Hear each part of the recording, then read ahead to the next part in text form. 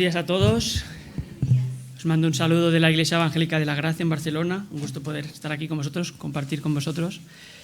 Y quería venir acompañado de mi esposa, pero bueno, el Señor ha tenido otros planes, ella está enferma y entonces me ha acompañado mi hijo pequeño. Así que nada, vamos a pedir la guía y la dirección del Señor. Vamos a orar juntos. Bendito y glorioso Padre Celestial, Señor y soberano de todas las cosas. Señor, como acabamos de cantar, queremos escuchar tu voz.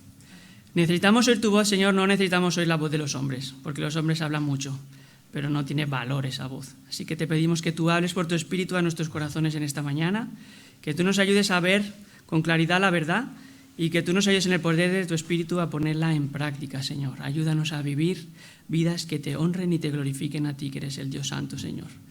Te lo pedimos rogándote a ti porque sabemos que por nuestras fuerzas no podemos, Señor. Y también te pedimos que si en esta mañana hay alguien que todavía no te conoce, que tú quieras hablar a su corazón y quitar ese corazón de piedra y poner un corazón de carne, que te ame, que te sirva y que te adore solamente a ti, Señor. Te lo rogamos en el nombre precioso de Cristo. Amén.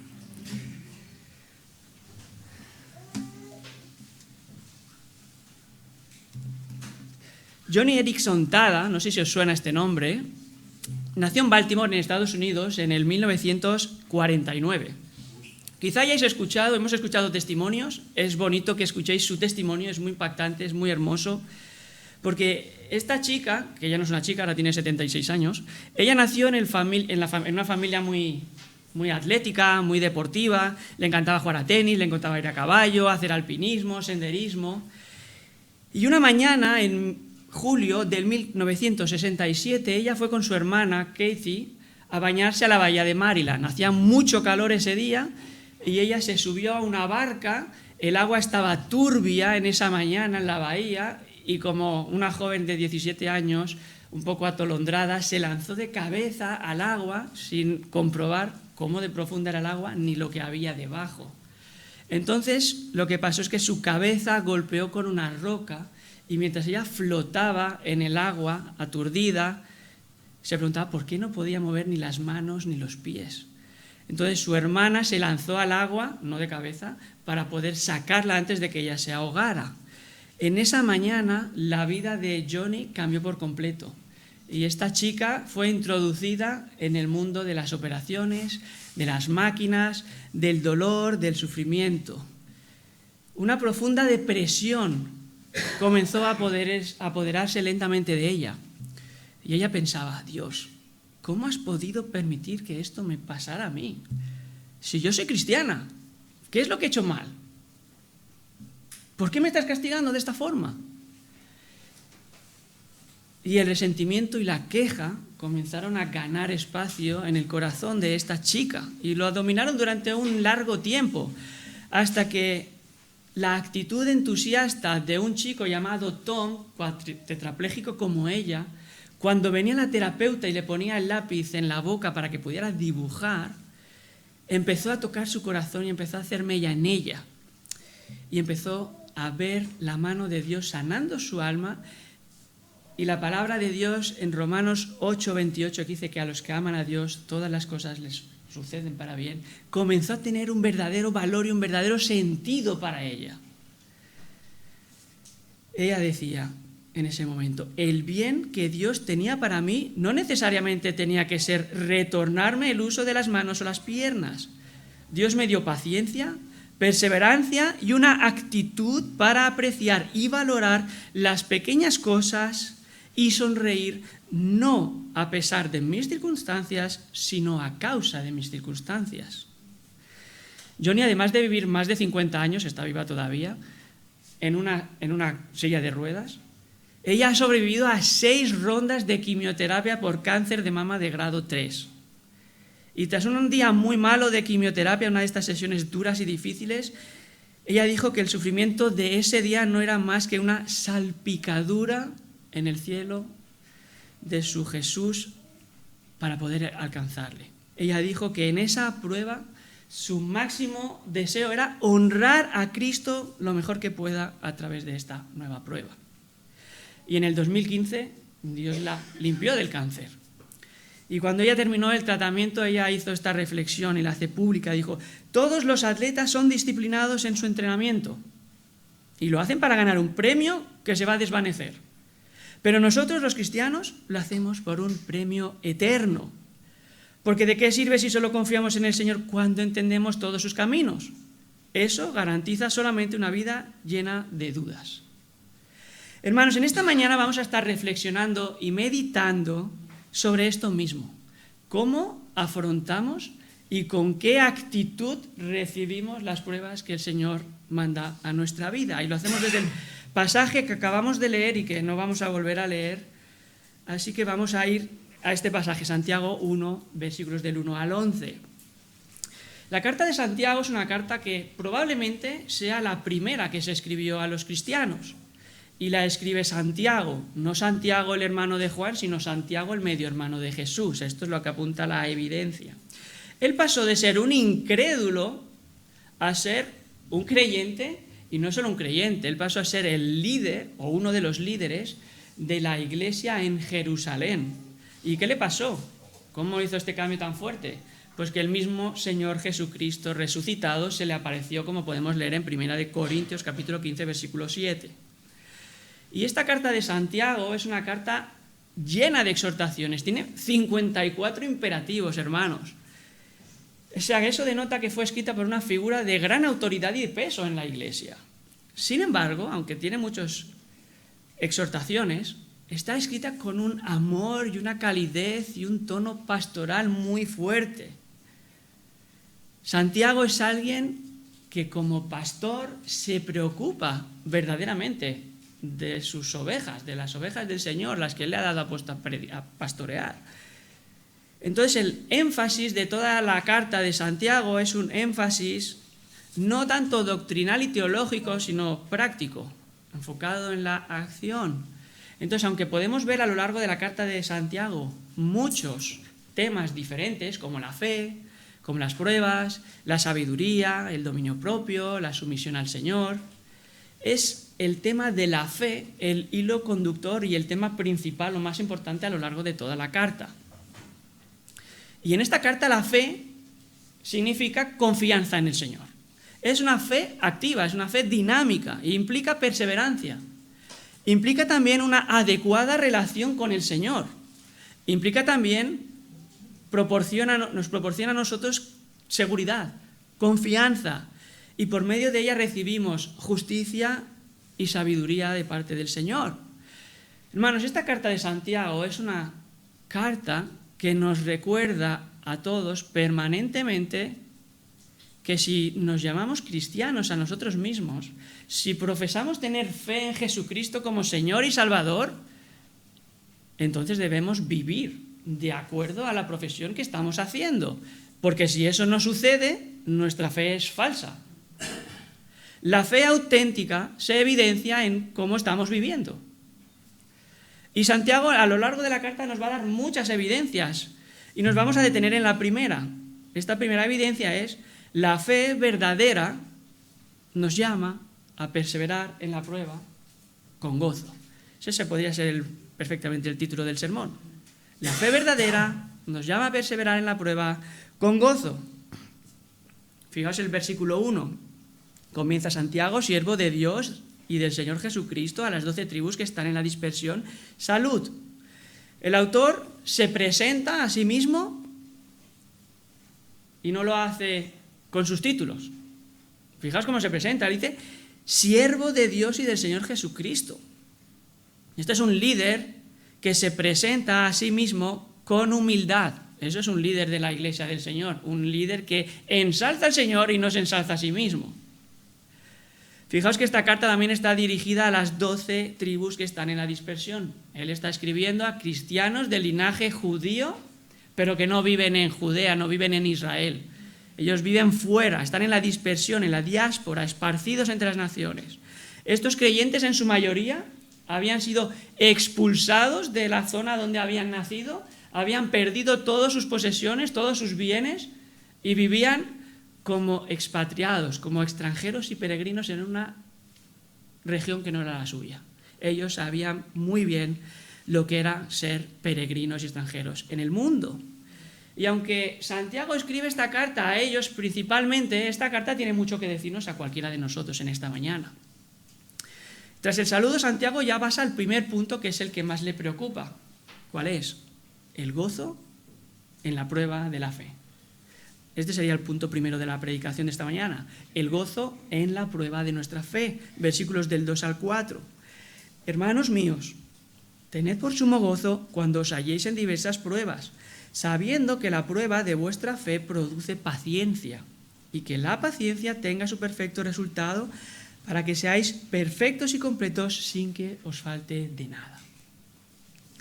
Y resulta chocante, ¿no os parece?, que Santiago exhorte a tener gozo en medio de la prueba, y más aún en cuenta si tenemos a quién está escribiendo a personas que están expatriadas, fuera de su lugar de nacimiento, sin posesiones, sin bienes, que lo han perdido todo, que eran oprimidos por los ricos, que los llevaban a los tribunales y que eran calumniados y blasfemados por creer en el glorioso nombre del Señor Jesucristo, como nos dice en el capítulo 2. Pero hermano, Santiago no ignora las dificultades de estos cristianos, porque él fue testigo en el martirio de Esteban, y él fue testigo cuando la iglesia fue perseguida por los judíos y ellos tuvieron que huir, perdiendo sus posesiones y perdiendo todo lo que tenían. Tuvieron que huir de Jerusalén y de Israel. Y él, como pastor que se preocupa por estos creyentes, lo que quiere hacer es darles ánimo, aliento. Es lo que necesitan en medio de las circunstancias tan difíciles que estas personas estaban viviendo en ese momento. Y este es un llamado y un ánimo y un aliento que todos nosotros también necesitamos en nuestras vidas, hermanos. El orden en el original de esta primera frase en el versículo 2 es diferente. Dice: todo gozo considerad cuando os halléis en diversas pruebas. Y este orden está puesto de esta forma porque quiere enfatizar algo. Y no son las pruebas, hermanos, es el gozo. Es el gozo en las pruebas. Santiago sabe que las pruebas son algo inevitable. No es una extrañez, no es algo anómalo, no es algo que sucede una vez cada poco, no, sabe que es algo frecuente. Por eso dice, cuando os halléis en diversas pruebas, sino si os halláis en alguna prueba.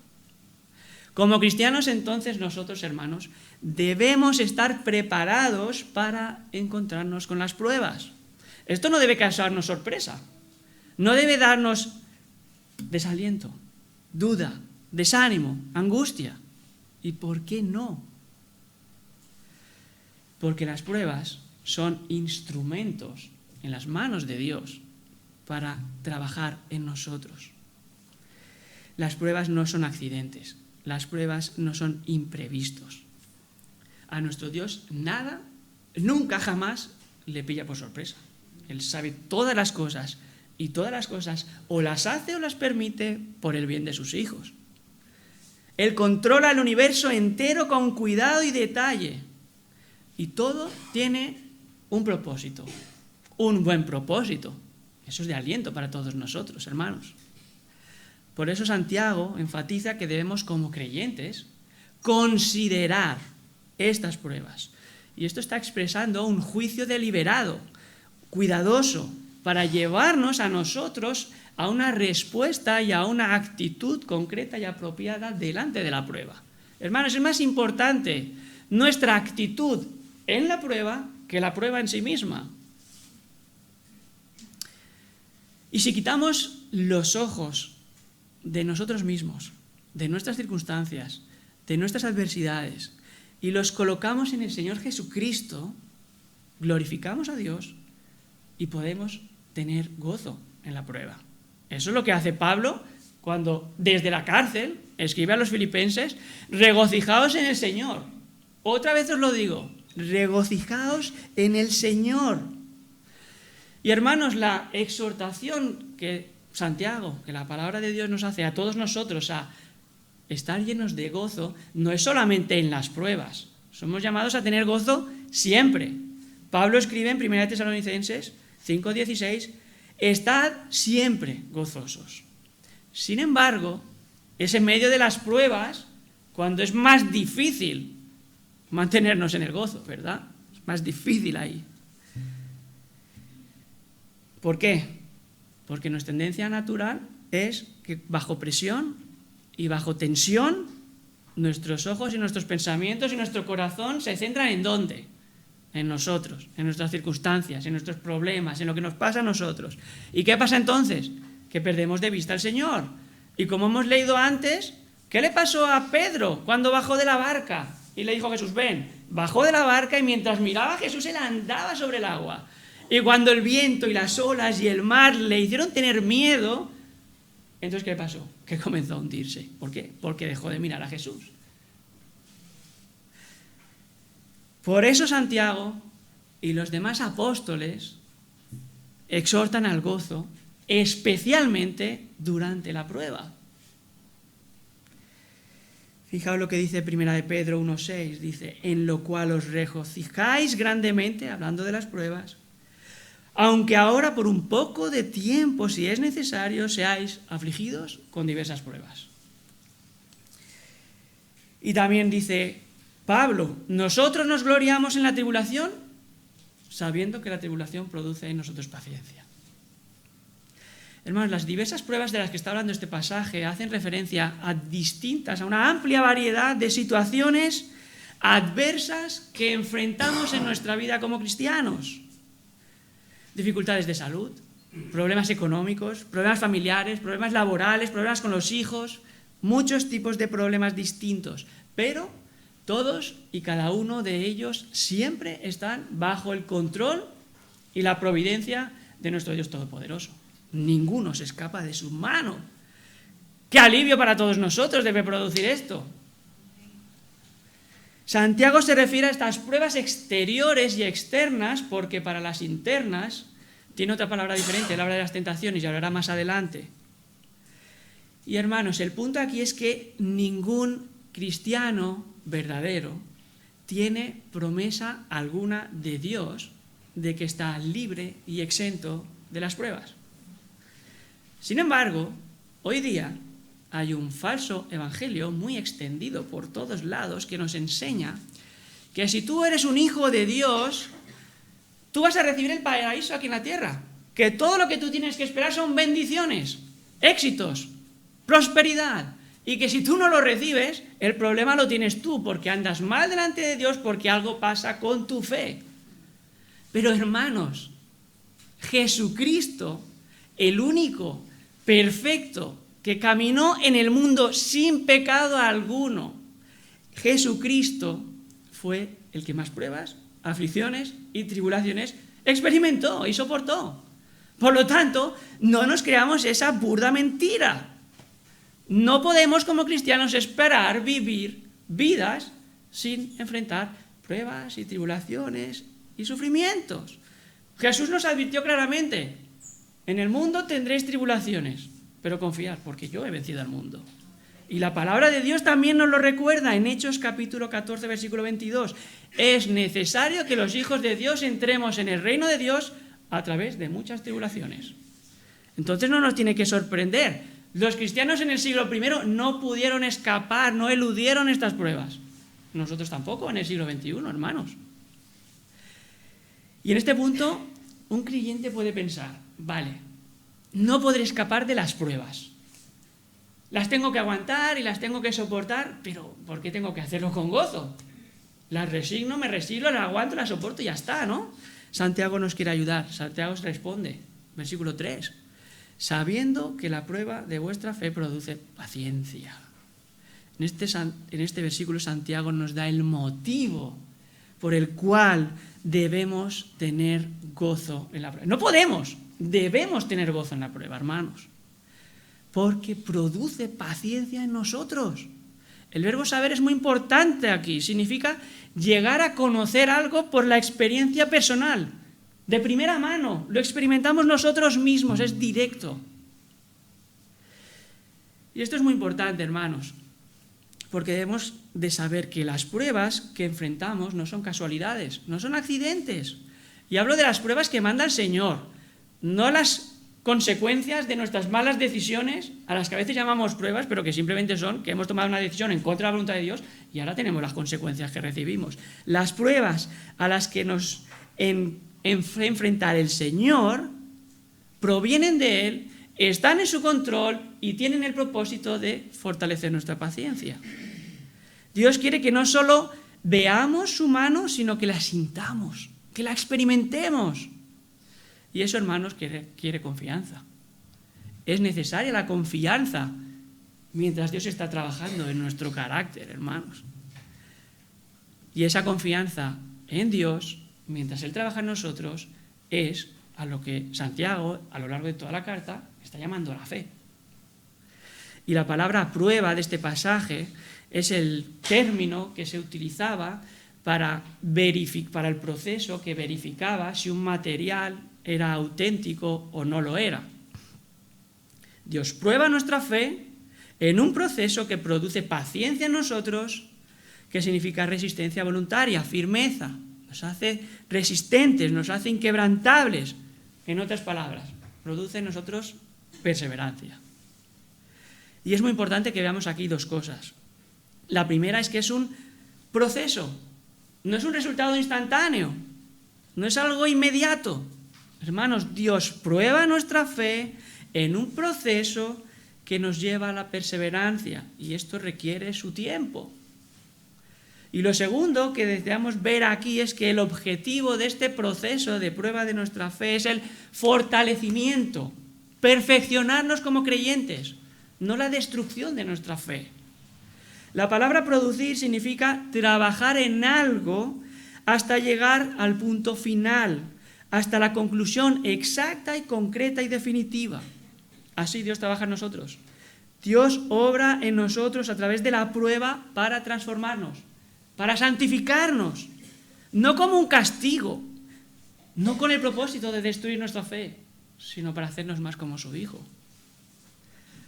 Pedro enseña esta misma idea en su carta. Él dice, para que sometida a prueba vuestra fe, mucho más preciosa que el oro, la cual, aunque perecedero, se prueba con fuego, sea hallada en alabanza, gloria y honra cuando sea manifestado nuestro Señor Jesucristo.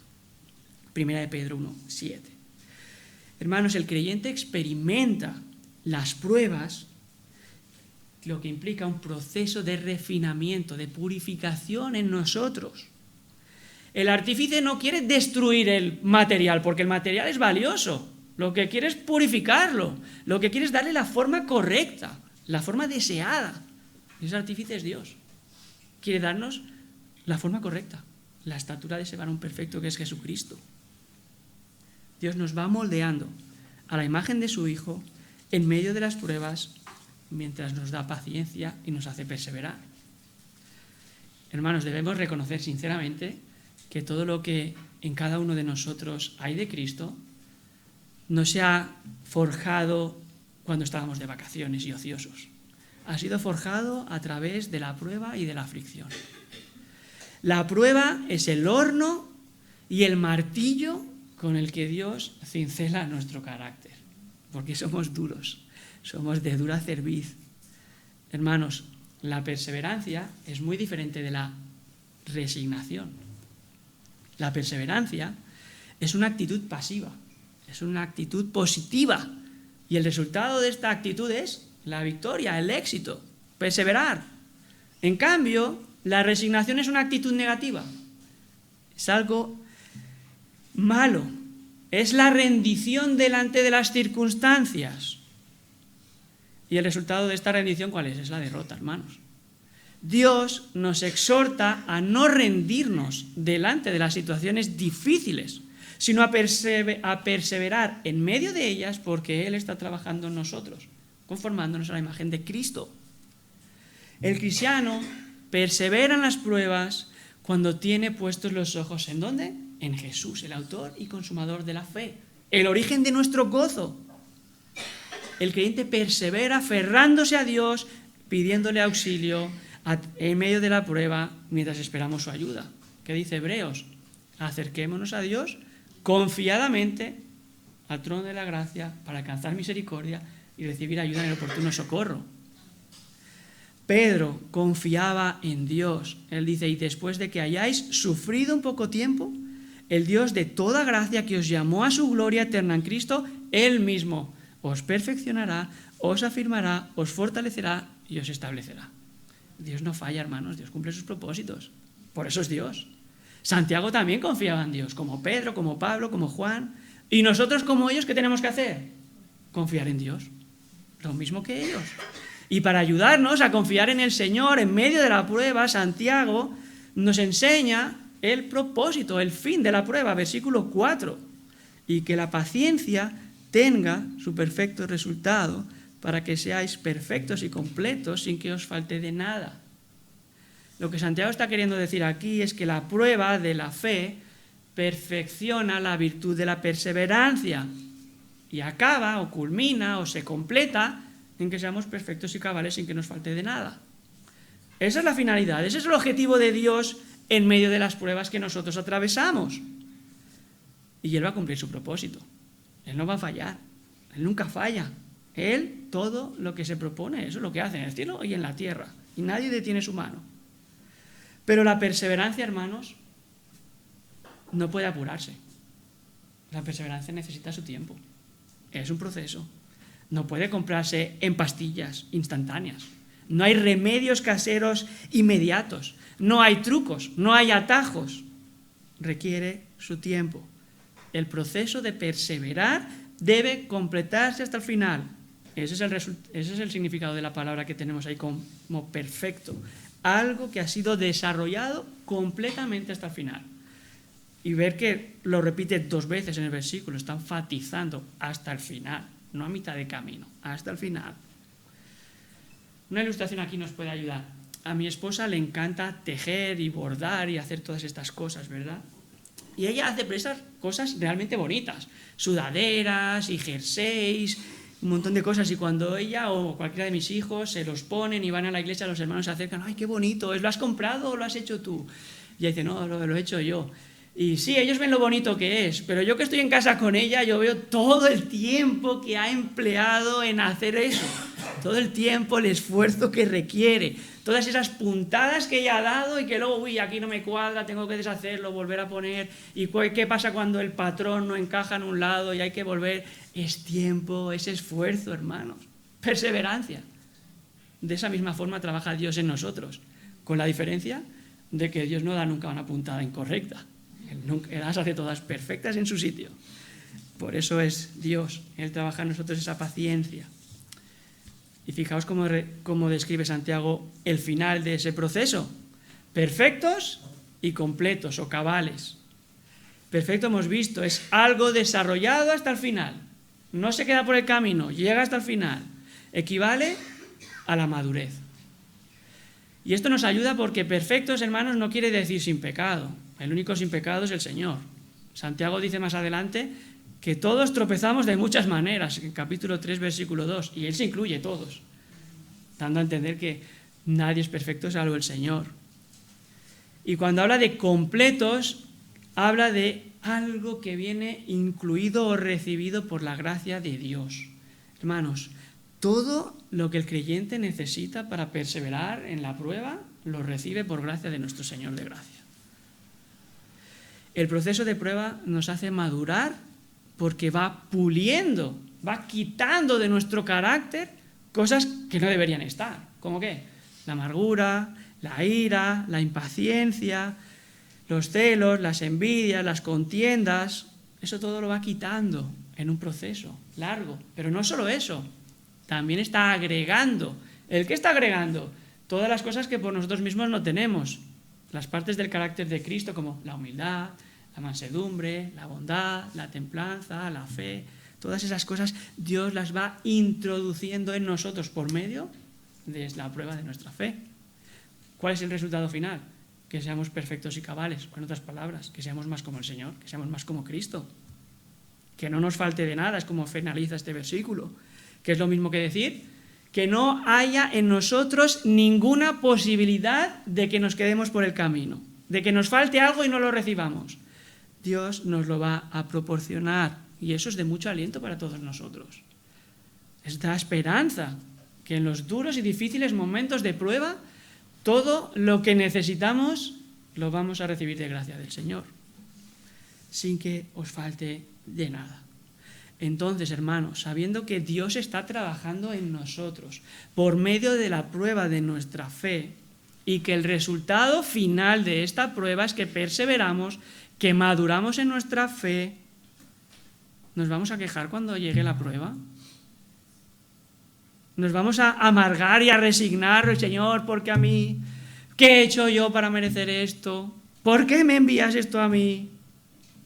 No, hermanos, demos gracias al Señor por estar en la prueba, porque Él está cerca de nosotros, trabajando en nosotros, produciendo paciencia, haciéndonos más como Cristo. Gracias, Señor. Es difícil, pero es lo que la palabra de Dios nos manda a hacer. Queridos hermanos, la madurez cristiana no es un conocimiento intelectual, es fidelidad práctica y se desarrolla en los momentos de crisis. En otras palabras, sin crisis y sin prueba no hay madurez, no hay desarrollo, no hay crecimiento, no vas a ser más como Cristo. Spurgeon, con esa ironía que él tenía, dice: la tendencia natural de los problemas no es santificar, sino inducir al hombre al pecado. Un hombre es muy propenso a volverse incrédulo bajo la aflicción, y eso es un pecado. Un hombre es muy propenso a murmurar contra Dios bajo la aflicción, y eso es un pecado. Es propenso a recurrir de alguna manera corrupta para escapar de esas dificultades, y eso también es un pecado. Por eso se nos enseña a orar: no nos dejes caer en la tentación, porque la prueba lleva en sí una medida de tentación, pero es neutralizada por la gracia de Dios en medio de la prueba, porque nadie es tentado más de lo que puede resistir. Dios nos da la salida en medio de la prueba. Por eso, hermanos, ¿qué necesitamos? Necesitamos en la prueba sabiduría, es decir, claridad, que es la traducción literal de la palabra, y es el segundo punto del mensaje de esta mañana. La sabiduría que necesitamos en medio de la prueba. Versículos del 5 al 8. Versículo 5. Pero si alguno de vosotros se ve falto de sabiduría, que se la pida a Dios, el cual da a todos abundantemente, sin reproche, y le será dada.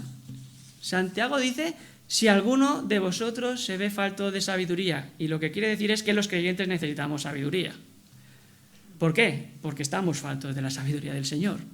El problema es que no somos conscientes de ello hasta que llega la prueba y nos recuerda que la necesitamos y que no la tenemos. Escribe David Guzik: muy a menudo no sabíamos que necesitábamos sabiduría sino hasta que llegaron nuestras pruebas.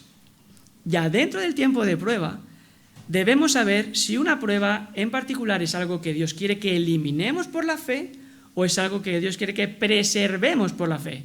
Y eso requiere sabiduría, claridad. Santiago lo que está queriendo es que cada uno de nosotros nos examinemos honestamente y lleguemos a la conclusión de que todos necesitamos la sabiduría que proviene de Dios, porque no la tenemos. Es lo mismo que hizo Salomón. Él clamó a Dios y le pidió sabiduría con fe, ¿y qué hizo Dios? Dios se la dio. Lo podemos leer en 2 de Crónicas, capítulo 1. Hermanos, el mundo, las personas que no creen, buscan esa sabiduría ¿en dónde? En Internet, en los libros, en los expertos, en los gurús, en ChatGPT. Pero nosotros los cristianos tenemos algo mucho mejor. Tenemos a nuestro Padre Celestial, el Dios que sabe todas las cosas. Vayamos a Él a pedírsela, no vayamos a donde va el mundo. Aquí sabiduría está haciendo referencia a los dos aspectos, al práctico y al teórico. Es el conocimiento que da Dios, pero puesto en práctica, hermanos. Porque el conocimiento te da información, pero la sabiduría te está enseñando cómo esa información ponerla en práctica en tu vida, especialmente en los momentos de la prueba. Y eso es lo que necesitamos como creyentes. ¡Qué bendición, hermanos! Que la sabiduría que necesitamos de Dios está disponible para todos aquellos que reconocen con humildad que la necesitamos y se la piden a Dios con respeto y temor. Y le será dada, dice el pasaje. El dar, hermanos, el dar es una característica de nuestro Dios de gracia. Es un Dios de gracia. Y la gracia de Dios brilla en este texto, en este pasaje, de tres maneras muy concretas. Fijaos, da ¿a quién? Da a todos. Dios da a todos los que le piden porque Él no hace acepción de personas. Dios no examina tu currículum cuando vienes a Él a pedirle a ver cómo son tus méritos, a ver cómo es tu vida. Él da a todos porque si examinara nuestros currículos y nuestros méritos no daría a nadie, hermanos.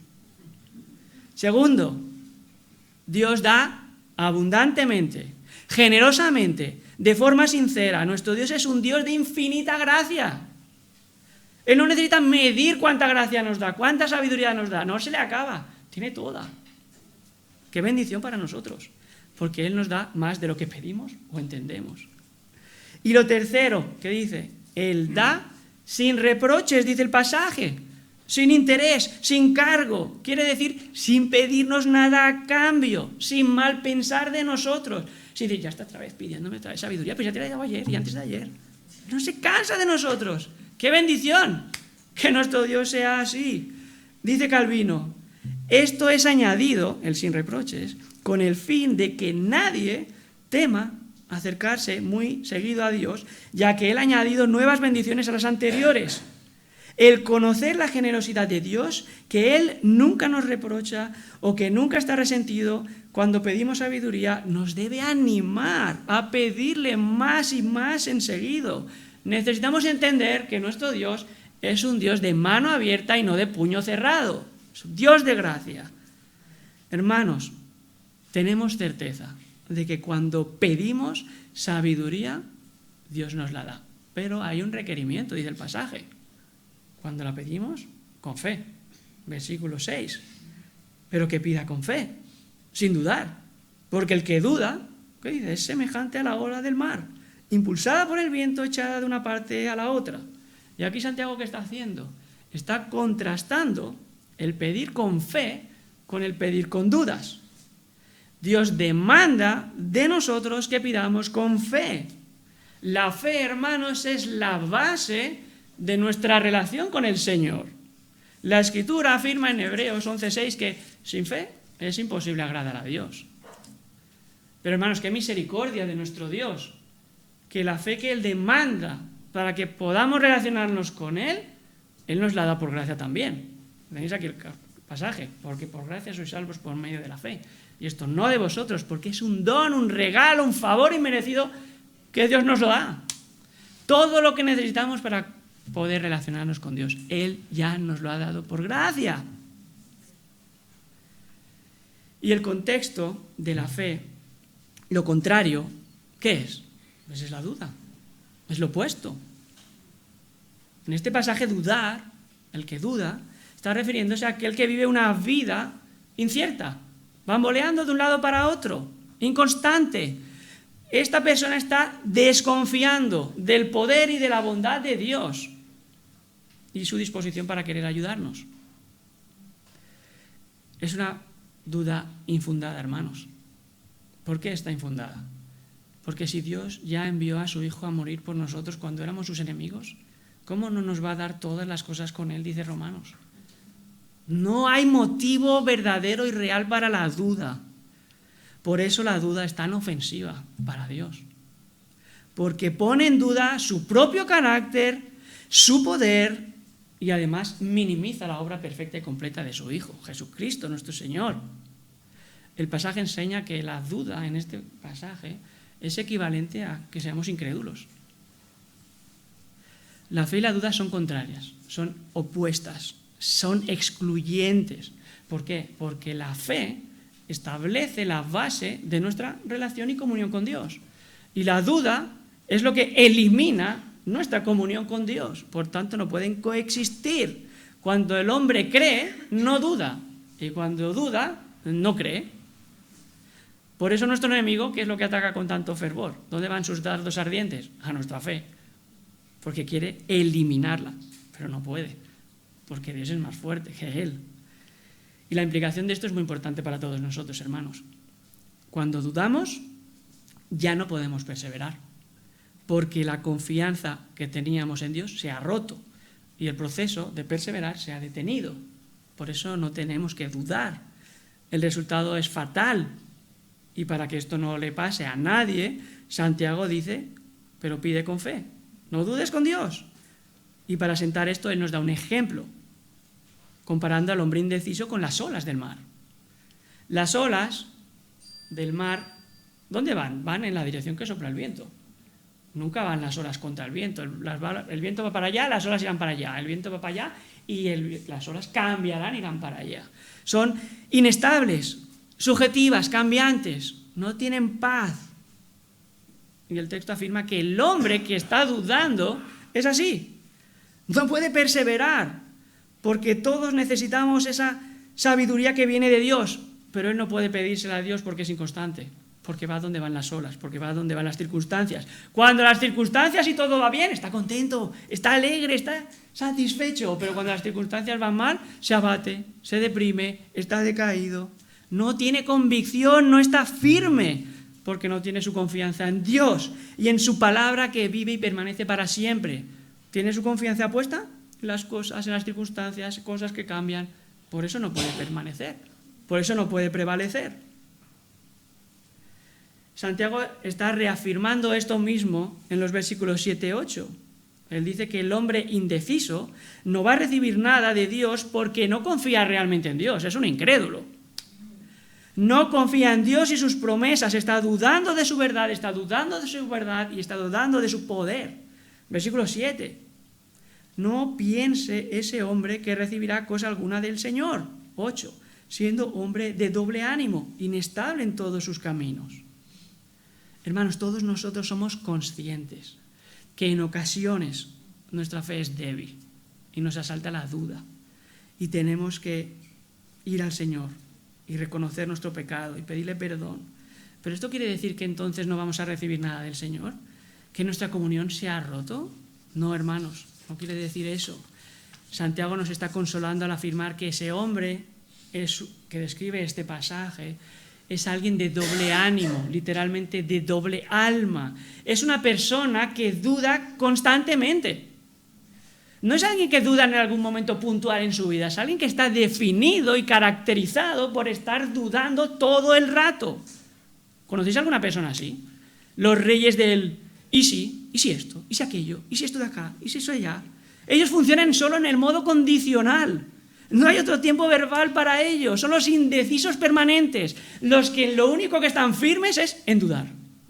Solo estoy firme en dudar de todo. Hermano, Santiago aquí no está hablando de al que lucha y batalla contra la duda, reconociendo que eso es un pecado.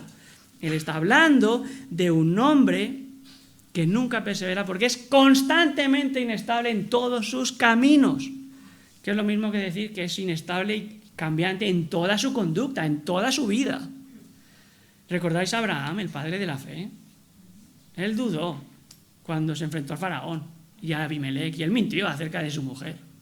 ¿Y recordáis al rey David cuando perseguido por Absalón y por Saúl? Él dudó también. ¿Y recordáis a Juan Bautista, el primo de Jesús, estando en la cárcel, que dice, oye, irá a preguntarle si es él el que ha de venir o esperamos a otro? Él dudó. Pero ellos dudaron en momentos puntuales.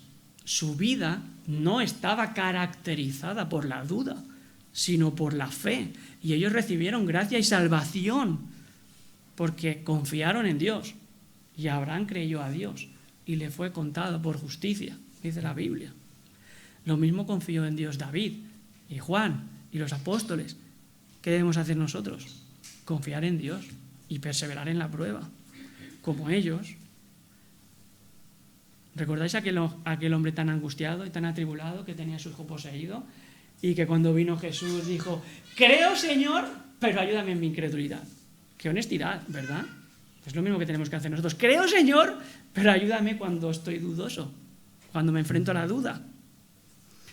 Con esa humildad y sinceridad nosotros debemos pedir ayuda al Señor cuando estamos en la prueba, confiados en que Él da a todos generosamente, sin reproches y a todos los que se lo piden con fe.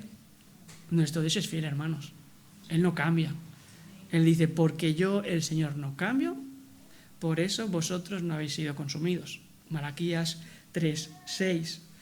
Hermanos, esto es de gran bendición para nosotros, que el Dios santo, santo, está lleno de gracia, y Él es inmutable, y Él no cambia. Por eso es digno de toda nuestra confianza, y por eso es tan aborrecible delante de Él la duda. Santiago ha advertido al hombre inconstante acerca del grave peligro que está corriendo. Está diciendo, tú eres un incrédulo, vives como un incrédulo, no vas a recibir nada de Dios si vives así. Pero hay otro peligro más, y Santiago lo va a tratar ahora. Es el peligro del orgullo. Punto 3 del sermón de esta mañana, el peligro del orgullo. Lo encontramos ahí en los versículos del 9 al 11. Pero el hermano de condición humilde, que se gloríe en su alta posición, y el rico en su humillación, pues él pasará como la flor de la hierba, porque el sol sale con calor abrasador y se seca la hierba y su flor se cae y la hermosura de su apariencia perece. Así también se marchitará el rico en medio de sus empresas. Y parece que aquí Santiago comienza a hablar de otro tema, del orgullo, que no tiene conexión o relación con lo que ha venido hablando hasta ahora de las pruebas, pero vamos a ver si eso es así en verdad. Santiago está utilizando el sentido figurado en este punto del pasaje y lo vemos más claramente cuando utiliza la metáfora al hablar del hombre próspero con esa flor.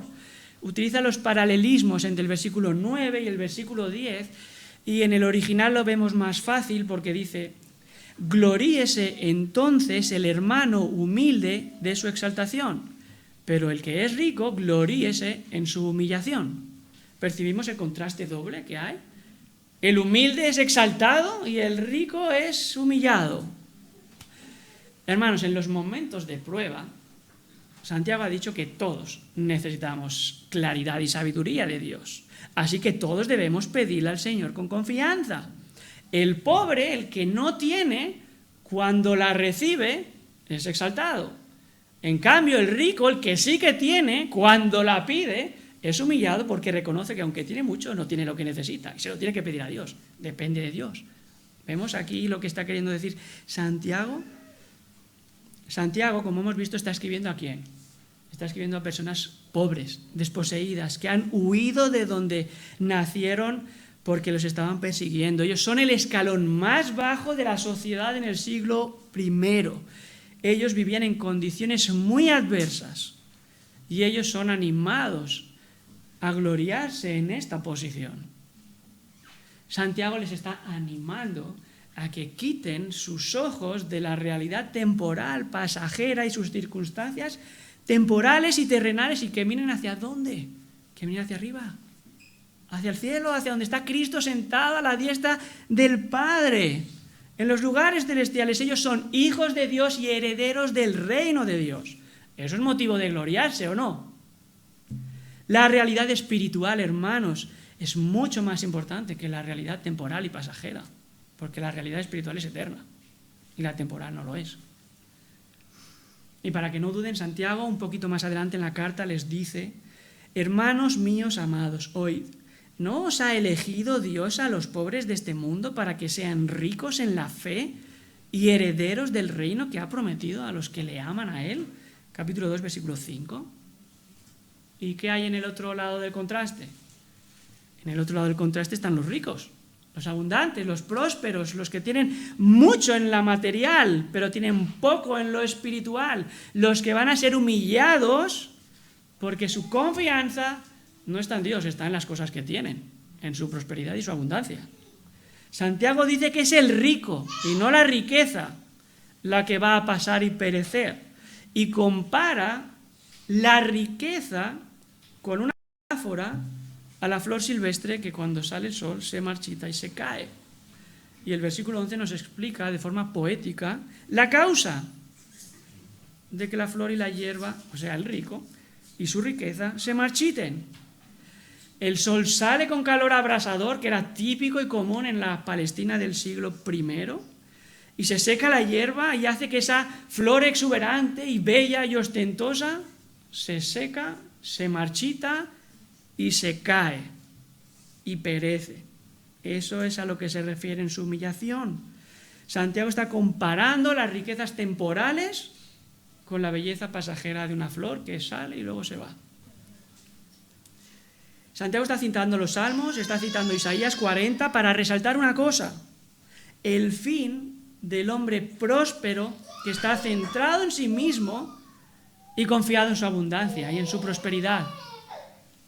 Y mirad la triple repetición que hace. 1, la flor cae. 2, la hermosura perece. Y 3, así también, o del mismo modo, el rico se marchita. Está enfatizando que quien ha puesto su confianza en la prosperidad, en la abundancia, se va a marchitar, va a perecer, porque las riquezas son temporales, no tienen ningún valor eterno. Advierte a los soberbios acerca de su destino final. ¿Por qué? Porque no ponen su confianza en el Dios eterno. Ellos confían en cosas temporales, pasajeras, sin valor. A los ricos en este mundo, dice Pablo a Timoteo, enséñales que no sean soberbios ni pongan su esperanza en las incertidumbres de las riquezas, sino en Dios, el Dios del cual da a todos abundantemente todas las cosas para que las disfrutemos. Tener riquezas no es malo, hermanos.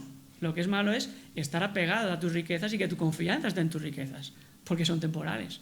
El Dios que te las ha dado, ese no es temporal. Así que pídele a Él, acércate a Él, búscale a Él. ¿Qué quiere decirnos entonces Santiago aquí con esta metáfora? ¿Qué relación tiene esto con las pruebas y con la humillación y con humildemente pedirle a Dios? ¿Qué quiere decir? Hermanos, hay algo mucho peor que aquel que pide a Dios lleno de dudas. Y es el que no pide a Dios. El orgulloso. Aquel que está jactado en sí mismo y está engañado en su pecado y ni siquiera considera su necesidad de Dios. Es sabio en su propia opinión, vive centrado en sus propios negocios y en sus asuntos y no busca a Dios porque está centrado en sí mismo. ¿Y qué le va a pasar a esa persona? Que se marchita, que perece, que no persevera, porque sus ojos están fijos en una realidad temporal, pasajera, que no tiene valor eterno. Entonces, si tu condición en esta mañana es esa que está describiendo Santiago aquí, estás en graves problemas. Porque si tu confianza está en tus riquezas, en ti mismo, ciertamente el pasaje te enseña que vas a perecer y vas a marchitarte. Tu única verdadera y real esperanza es Cristo, es arrepentirte de tu pecado y venir humillado a Cristo. Humíllate ante Dios y deja de ser necio y arrogante. Entiende que Dios da gracia al humilde y resiste al soberbio. El Dios vivo y verdadero, lleno de gracia, está dispuesto a perdonarte generosamente y sin reproches, si humildemente te acercas a Él y le pones tu confianza en Cristo y comienzas a vivir para Él y no para ti mismo. En cambio, si tú ya has puesto toda tu confianza en Cristo y estás en medio de una prueba, ¿qué te dice el pasaje que tienes que hacer? ¡Gózate, hermano! Dios no te ha abandonado. Dios no se olvidó de ti. Al contrario, el Dios Todopoderoso tiene un propósito en la prueba y está trabajando en ti y en mí. A través de esa prueba, purificando tu carácter, haciéndote más como Cristo, madurando y perfeccionando tu fe. ¿Debes gozarte o no entonces? Dios proveerá de todo lo que tú necesitas para que ese proceso concluya perfectamente, porque es un Dios de toda gracia. Así que confía en Dios y persevera aferrado a Cristo en medio de la prueba, con tus ojos fijos en Él, porque, como hemos dicho antes, el que comenzó en vosotros la buena prueba, la perfeccionará hasta el día de Jesucristo. Y Dios no puede fallar. Vamos a orar.